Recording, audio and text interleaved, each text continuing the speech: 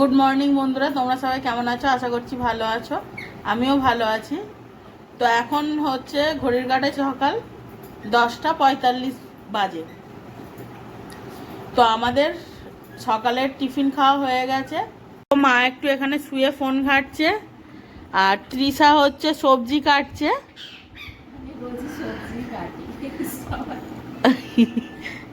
সবজি কাটছে আর আমি দেখো তোমাদের সাথে কথা বলছি, ডোডো ওদিকে খেলছে আর আমার গলার আওয়াজ পেয়ে একবার করে তাকাচ্ছে এদিকে।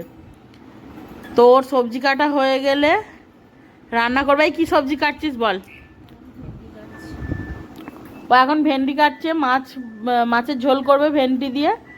আর আমি হচ্ছে পটলের ঝাল বানাবো। ওটা পটলের ঝাল তো চিংড়ি মাছ বাটা দিয়ে পটলের ঝাল বানাবো, আর লোটে মাছের ঝাল বানাবো। আর মাছের ঝোলটা ওর ডিপার্টমেন্টে দিয়ে দিয়েছি। ও হ্যাঁ, উচ্ছে ভাজা হবে। ও হচ্ছে মাছের ঝোল আর উচ্ছে ভাজা করবে। আর ডোডো ওদিকে একবার মা করছে আর একবার করে চিৎকার করে আছে। ও মা, একবার সাড়া দাও। কি মা? তুমি সাড়া দিচ্ছ, সে রান্নাঘরের দিকে তাকিয়ে বসে আছে। হ্যাঁ, সকালবেলা দুবার কি সুন্দর আস্তে আস্তে মা বললো। দেখ এখন মা ডাকছে, দেখ মা ডাকছে, ও চুপ করে আছে, একবার করে রান্নাঘরের দিকে তাকাচ্ছে। ও জানে যে মা রান্নাঘরেই থাকে, ওর মেন বক্তব্য এটাই। হ্যাঁ, ওর মায়ের যে হাত কেটে গেছে সেটাও বুঝতে পারছে না। চলো, গরম বড্ড পড়েছে, দুদিন বৃষ্টি দিয়ে তো হয়ে গেল, আবার রোদ উঠেছে। তো রান্নাটা তাড়াতাড়ি করে ফেলি। এমনি রান্নাঘরে আমি ঢুকলে পুরো স্নান হয়ে বেরোই, তো তাড়াতাড়ি রান্নাটা করে ফেলি। তোমাদের সাথে আবার রান্না করে নিয়ে তারপর দেখা হচ্ছে। তো চলো, আমি তোমাদের সাথে পটলের রেসিপিটা শেয়ার করব। তো দেখো আমি কি কি নিয়ে নিয়েছি। তার আগে বলে রাখি, ব্যাকগ্রাউন্ডে হয়তো তোমরা কিছু একটা আওয়াজ পাবে। তো চিমনি চলছে, তো তার জন্য একটু আওয়াজ হবে, তোমরা একটু মানিয়ে নিও। দেখো এখানে চিমনি চলছে তাই আওয়াজ হচ্ছে। আর পটলটা আমি বানাবো। দেখো এখানে নিয়ে নিয়েছি পটল, একটু চিড়ে চিড়ে নিয়েছি পটলগুলো, নুন আর হলুদ মাখিয়ে রেখে দিয়েছি। এদিকে কড়াইতে তো তেল গরম হয়েই গেছে, পটলগুলো ভেজে নেব। আর এখানে দেখো ছোট যে চিংড়ি হয়, ওই চিংড়ি মাছ বাটা। আর এটা হচ্ছে টক দই ফেটিয়ে নিয়ে তার মধ্যে একটু জল দিয়ে দিয়েছি, দিয়ে খুব সামান্য একটু নুন দিয়ে ফেটিয়েছি প্রথমে টক দইটাকে। তারপর জল দিয়ে আর যে সমস্ত গুঁড়ো মশলা, মানে ধরো রুটিন মাফিক মশলা, লঙ্কা গুঁড়ো, হলুদ গুঁড়ো, জিরে ধনের গুঁড়ো দিয়ে এটাকে একটু গুলে রেখে দিয়েছি। তো চলো প্রথমে পটলটা ভেজে নিই।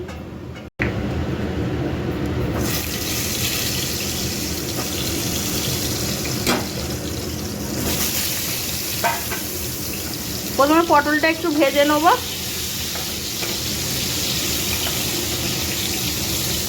দেখো পটল ভাজা হয়ে গেছে, আমি তুলে নিয়েছি। পটল ভাজার ওই তেলের মধ্যে আমি একটু পেঁয়াজ কুচি দিয়ে দিলাম।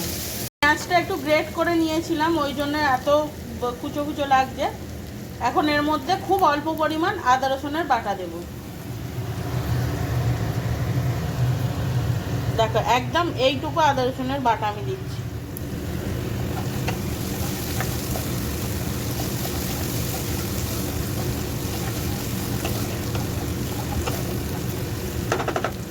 এখন আমি আগে থেকে যে বানিয়ে রাখা পেস্টটা বানিয়েছিলাম দইয়ের সাথে, সেটা দিয়ে দিচ্ছি।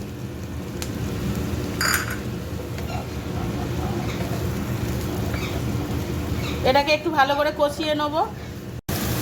দেখো মশলা থেকে তেল ছেড়ে দিয়েছে।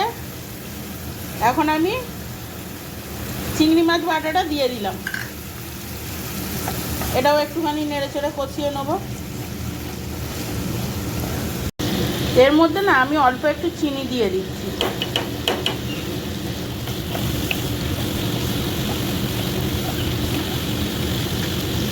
মশলা যে বাটি ধোয়া জলটা ছিল সেটা একটু দিয়ে দেবো। এটাকে একটু ভালো করে কষিয়ে নেবো। দেখো আমার মশলা থেকে তেল বেরিয়ে গেছে। এখন ভেজে রাখা পটলগুলো দিয়ে দেবো। আর নুন আর একটু দেবো আমি, কারণ টক দয়ে খুব সামান্য পরিমাণ নুন দিয়েছিলাম। আগে জল দিয়ে দিয়ে এর মধ্যে দিয়ে তবে নুনটা একটু দেবো।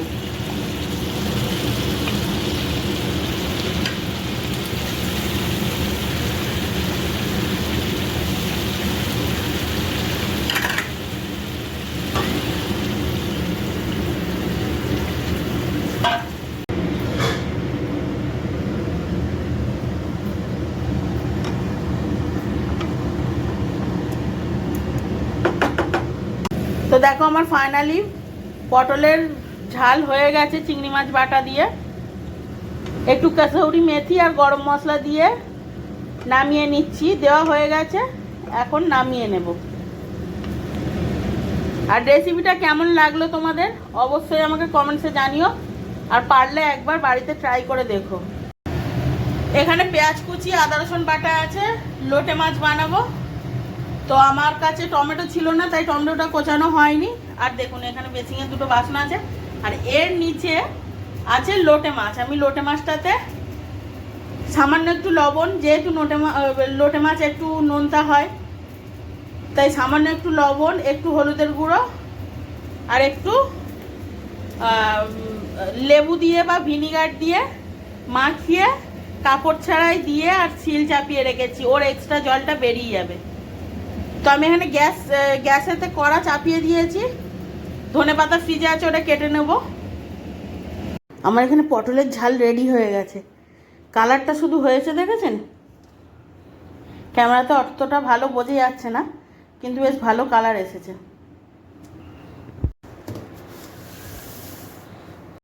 তো দুপুরে লাঞ্চ কমপ্লিট করার পর একটু রেস্ট নিচ্ছিলাম, আমি শুয়েই ছিলাম। তো শুয়ে শুয়ে টিভি দেখছিলাম, আজকে ঘুমাইনি দুপুরে।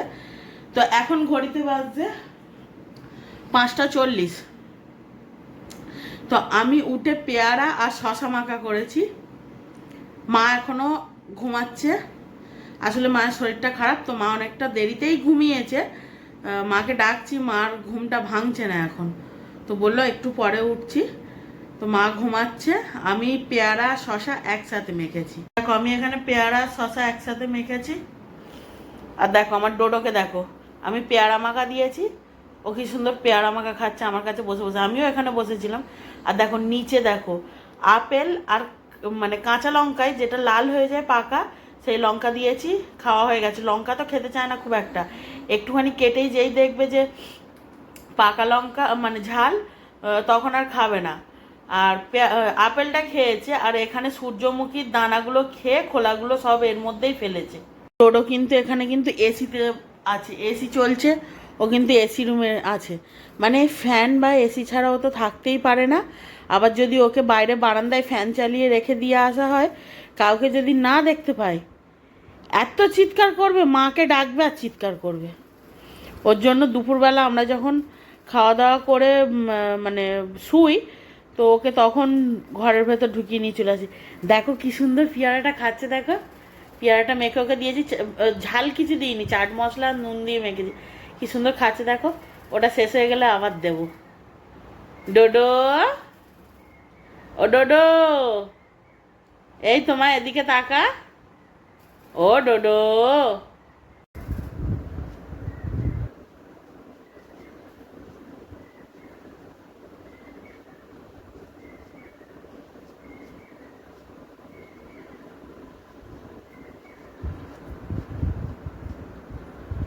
ডোডো,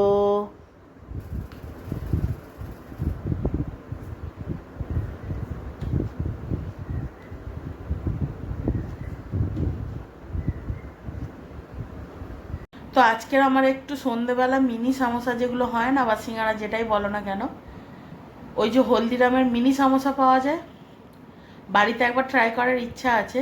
তো দেখি যদি মনে হয় তো বানাবো, আর না হলে বানাবো না। আর যদি বানাই তোমাদের সাথে অবশ্যই শেয়ার করব।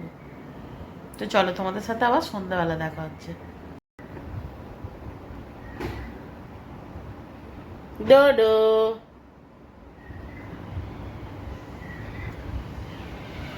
Good evening. তো আমাদের সন্ধ্যের চায়ের আড্ডা হয়ে গেছে। তিশা, আমি, মা আর বাবা দোকান থেকে এসেছিল, তো 4 জনে মিলে চা খেয়ে নিয়েছি। এখন রাতের ডিনার বানানোর পালা। তো আজকের রাতে পরোটা আর আলুর দম হবে, তো আমি তার জন্য দেখো ময়দা মাখছি।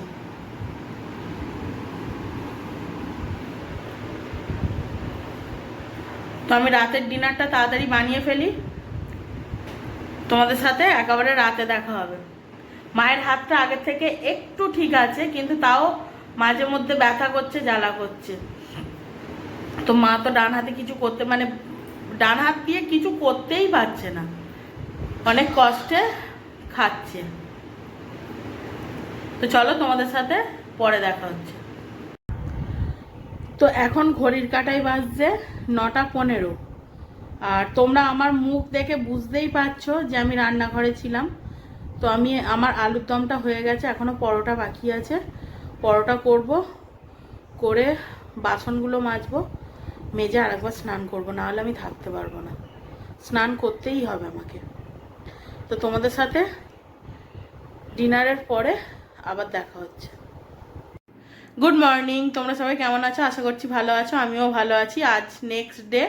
কাল রাতে আর ব্যস্ততার কারণে আমি ভিডিওটা এন্ড করতে পারিনি। তো আমি আজকে সকালে তোমাদের সাথে একেবারে দেখা করছি। তো এখন ঘড়িতে বাজছে 9:05 বাকি। তো আমার মুখের অবস্থা দেখে বুঝতেই পারছো যে আমি কাজের মধ্যে ব্যস্ত ছিলাম, প্রচণ্ড পরিমাণে ঘেমেছি। ব্যাপার হচ্ছে আজকের ঘুম থেকে উঠতে আমার একটু দেরি হয়ে গেছে।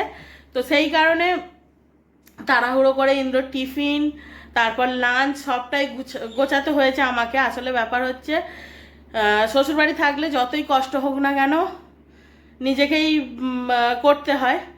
আর বাপের বাড়ি এলে সত্যি কথা বলতে আমার মা আমাকে করতে দেয় না। মাই ভোরের মানে সকালবেলা উঠে ইন্দ্রর টিফিন লাঞ্চ দুটো কমপ্লিট করে তৈরি করে। তো তোমরা তো জানোই আমার মায়ের হাতের কন্ডিশনটা খুব একটা ভালো নেই, অনেকটাই ডিপ হয়ে কেটে গেছে। দুটো স্টিচ পরার মতো, তবে উনি স্টিচ নেয়নি। তো যার জন্য মা করতে পারছে না, সবটা আমাকে সামলাতে হচ্ছে। তো তাই একটু ব্যস্ততার মধ্যেই থাকি সকালবেলা করে। আর ইন্দ্রকে টিফিন লাঞ্চ গুছিয়ে দিলাম, ও নিয়ে চলে গেল। তো ও বেরিয়ে যাওয়ার পর আমি একটু এসিটা চালিয়ে এসে বসেছি। তো মানে ও আজকের ওকে কি কি লাঞ্চে দিয়েছি সেটা তো তোমরা দেখলেই। আর টিফিনটা তোমাদের সাথে শেয়ার করতে পারিনি। টিফিনে দিয়েছি ডালিয়ার খিচুড়ি, ডিমের অমলেট দিয়েছি, আর পাঁপড় ভাজাটা দিয়েছি লাঞ্চের জন্য, কারণ ডাল আছে, ডালের সাথেও পাঁপড় ভাজা খেতে খুব পছন্দ করে। তো দেখো এখানে আছে আলু সেদ্ধ, পেঁয়াজ আর শুকনো লঙ্কা ভাজা আছে, মাখবো। এখানে দেখো তেলাপিয়া মাছ আর চিংড়ি মাছ একসাথে ঝাল করা, আম দিয়ে টকের ডাল, আর এখানে আছে ভাত। এখানে ইন্দ্রর টিফিন বক্স আছে, মা পাঁপড় ভাজছে, আর ডালিয়াও বানিয়েছি টিফিনের জন্য, আর একটা ডিমের অমলেট করে দেবো। তো ঠিক আছে, চলো আমি আলু ভাতেটা মেখে টিফিনটা ফার্স্ট গুছিয়ে দিই, তারপর তোমাদের সাথে কথা বলছি।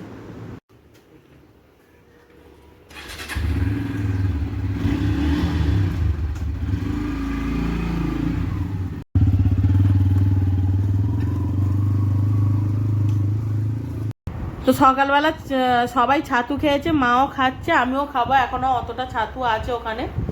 ইন্দ্র খেয়ে বেরিয়ে গেছে, ভাই খেয়েছে, বাবা খেয়েছে, মা খাচ্ছে।